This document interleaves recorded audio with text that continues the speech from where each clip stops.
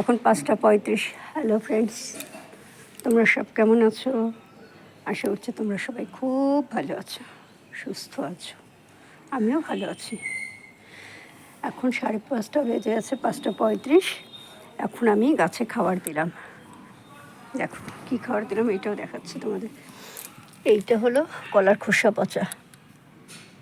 কলার খোসাটাকে আমি এটা 3 মাস ধরে পচিয়েছি। আর এইটা হলো, বলেছিলাম না মাখা সন্দেশ নিয়ে এসেছিলো, সে মাখা সন্দেশটা নষ্ট হয়েছিল ফ্রিজে, সেটা রেখেছি। সেটা ধরো তোমার পৌষ সংক্রান্তির আগে, অনেক আগেই, ধরো 4-5 দিন আগে, লাস্ট উইকে সেই সন্দেশটাও পৌঁছেছি প্রায় 1 মাসের মতন। পচিয়ে সেগুলো এবার এই যে এই বড় ড্রামটা আছে, এই 1 ড্রাম জলের মধ্যে কলার খোসা আর এই সন্দেশ পচিয়ে এই মগ দিয়ে, এটা 1 লিটারের মগ, সমস্ত গাছে খাবার দিয়েছি। আর যে গাছটা আমার অসুস্থ ছিল সেই গাছটাকে তোমরা দেখো,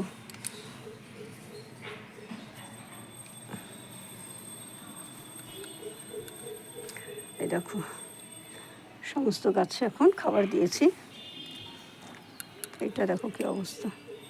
আর দেখো জল দিতে, কালকে জল দেয়নি তো, আজকে খাবার দেবো বলে কালকে জল দেয়নি।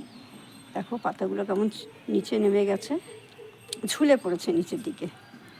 আর এই গাছটাকে আমি এইখানে তুলে দিয়েছি, কুমড়ো গাছটার ডগাটাকে দেখো।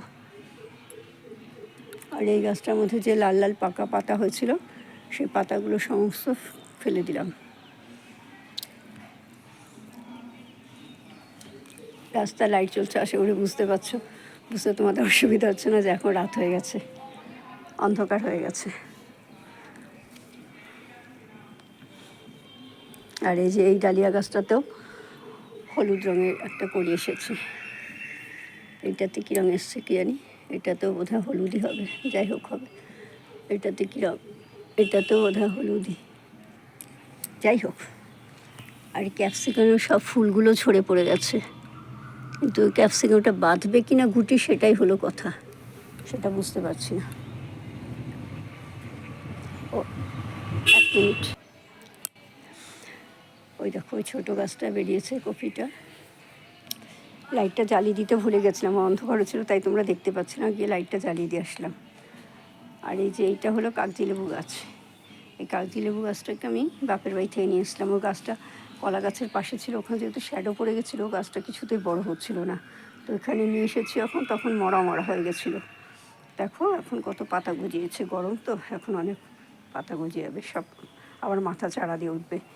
আর দেখো ফুলগুলো কত সুন্দর লাগছে, গাঁদা ফুলগুলো খুব সুন্দর লাগে না?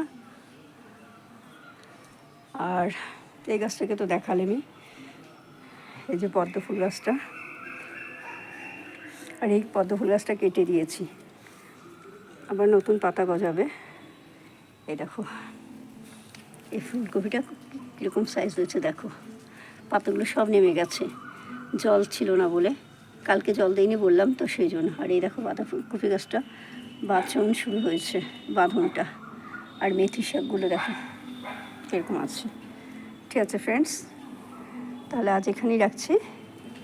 আমার এই ভিডিওটা তোমাদের কেমন লাগলো অবশ্যই কমেন্ট করে জানিও।